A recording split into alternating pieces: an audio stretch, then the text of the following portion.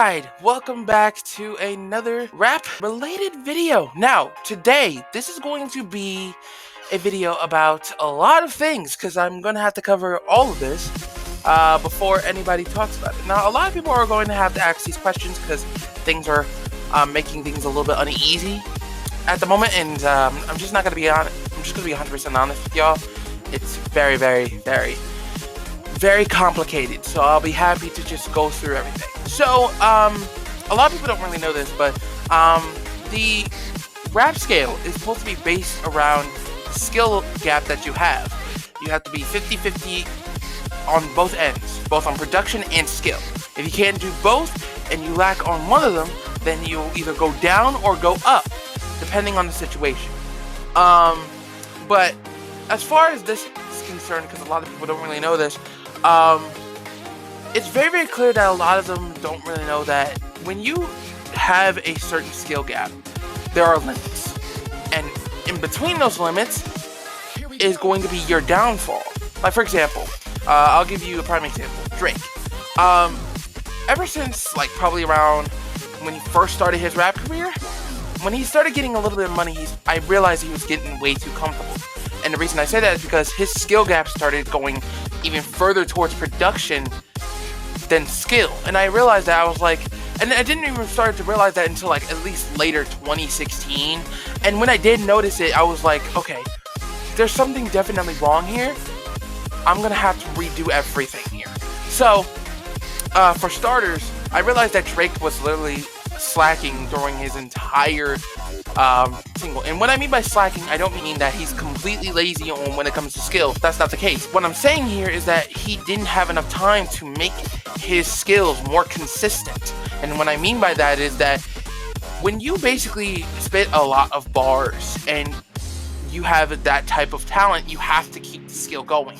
And you have to keep the gap going and going and going. You wonder why the top 5 literally has some of the best, because they've had a skill gap that is 50-50, like Rakim, Nasir, Nas, Pac, Biggie, and pretty much almost above the number 1. Yeah. So as a result, it kind of just goes from there. When you do something like that, it definitely tricks the eye a little bit. So a lot of people don't really understand that type of thing. So when your scale is literally balancing off, you're either decreasing downward or going upward when it comes to skill. And the reason you have to balance those out is because if you do not balance them out, they're going to be having some tough times around that. And a lot of people don't really understand that when you balance certain things, and when you balance it, it'll help you for a good rap career, 1. And 2, it'll get you into the GOAT conversation even more. In fact, it will probably put you number 1 overall against every other rapper, depending on the situation. But even so, there's still more to it, obviously. Because as you realize beforehand, when things are like mashed up and all that stuff, people aren't going to literally like understand the concept of how things work in a situation. So, of course, you have to like organize everything, like from numbers, from literally going through every single song, album, and literally singles, and most importantly, their collaborations. You have to literally go through every single part of their verses just to literally put them in one specific spot. And I guess I should probably tell y'all how I basically do the experience in a sense. So let me explain it. It'll help you a little bit. The way I started was very simple. As soon as I start on a song, basically, as soon as I start on an artist, I research their information, I go through everything, and then I put everything in a file. And then after that, I go through their albums, then singles, then all of the collaboration tracks, including some of their EPs and mixtapes. I even go through all of them. And then as soon as I literally go through all of them, I have to make a conclusion on the checklist that I literally showed y'all earlier. And whoever in what place they're going to be is where they're going to be placed. Now, if they're trying to move up in the rap game, if they're trying to move up to at least the top 25, top 10, They have to literally start working on their worth ethic, and most importantly, be consistent with their skills.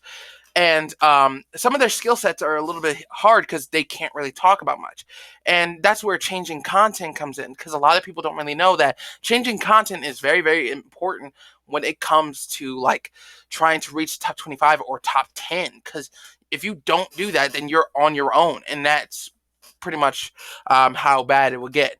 Now, a lot of people don't really know this, that it would take a lot more consistency over time, and as things change, it will literally become an issue. Now, with Drake, on the other hand, and a lot of people don't really know this, Drake was disqualified around 2016, and basically, I had a bit of a talk with myself because I was trying to figure out what to do, because as the person who's literally working on the list of almost 250 rappers in a GOAT tier conversation, I had to do something about this. So obviously, there's been some speculation, and of course, that he started literally stealing flows, being inconsistent with his lyrics, and decided to change his rap to fit with modern days. Well, first of all, it's good to change it with the modern days, but the problem is that if you're not consistent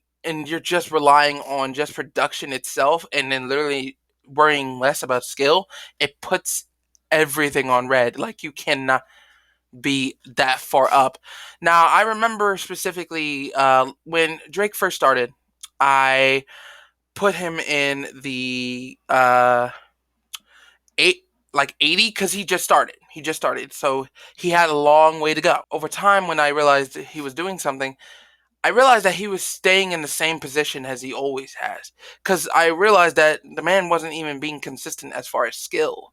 And sure, he added a little bit of singing, but even so, he still didn't even get enough done at all. Like, he literally was just still staying in that same position as always. But then, as soon as 2016 happened, I realized that, yeah, I had to make a decision. And I was literally talking to myself. I was saying, man, you're going to have to literally figure out a way to sort this out. Because at this very point, he was on parole. And the reason I say he was on parole was because, in case you guys don't know what I mean, metaphorically, he was metaphorically on parole. So I didn't know what to do. So as a result, I gave him a 1 year. This was around like 2017, because it took me almost a year to try to figure out what he should do about this, because he has to regain some of his skill back and literally focus on his own thing. And of course, I gave him a year. This was 2017, and um, when I gave him a year to do it, right? And it was around 2017 when I literally said that he was supposed to do that for an entire year. He was supposed to literally change how he did things. He didn't even fucking do that. I was sitting here like, are you serious? I wasted not only trying to protect you and keep you on at least parole, but I tried to at least bail you out by giving you at least a 1 year, 1 year to redeem yourself. And that's what you do? And at that point, I realized that he just doesn't give a shit at this point. And you know what? Be disqualified, G. You're gone. So, of course, I couldn't do anything about this, because otherwise I would have gotten criticized, and there was just no way for me to keep Drake in the same conversation anymore. And if I literally told anybody in the goddamn social media aid, and most importantly, the people that knows hip hop very well, they're going to literally tell me that, or at least some people are going to tell me that he's out of the conversation because he literally did that. So I was completely at a complete stop at that point. There was really nothing I could do. So as a result, yeah, pretty much I couldn't do anything about that, and he got disqualified. Now, years prior, I wanted to make this clear that a lot of people didn't really notice, is that when I decided to go through other artists, I actually had to make sure that a lot of experience came in throughout the last 2 years I've done this, and or at least, sorry, the last few years I've done this. That good production comes with good value, but also it also means that you have to have some type of good skill to back up. If you don't even have like at least decent amount of skill, then you're out of the league at that point. Like, I'll give you a prime example of someone who has low, and I remember reviewing him, low rapping skills and literally more production than everybody else. Wayne. Now, people are not going to believe me on that, and I can't blame y'all, but at the same time, I'm trying here. Like, there's no way I can literally work my way around this. Like, I've been literally going through every single song, track, and most importantly, every album that Wayne has done, and I'll literally put up the list for y'all. Like, I even remember when I said this, I was saying, man, I thought Wayne was better because when I first heard him, he was really he was really good. Like, he had good raw bars, and that was cool, and he had a good amount of skill. But I also realized that the man was literally like almost like average, below average at that point. Excuse me, I meant to say below. But yeah, I realized at this point that this man was literally like low average. I was like, I didn't know what to do at that point. So I literally had the nerve to go through the checklist what that I made a few years back. And when I made the checklist, I realized that not only did he struggle with a lot of things, changing content wasn't really hard for him because he could do it. And that was solid. And creativity wasn't really, it was solid too. And he didn't have any problems with that. That's fair enough. But here's the issue that I had a problem with. And this is something that a lot of people are going to have to understand. The man literally, and I'm not joking, the man got a 5.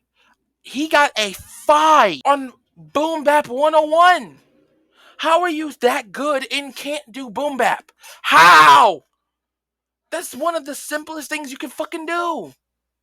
Boom Bap 101 is literally one of the historical things you could do in hip hop culture.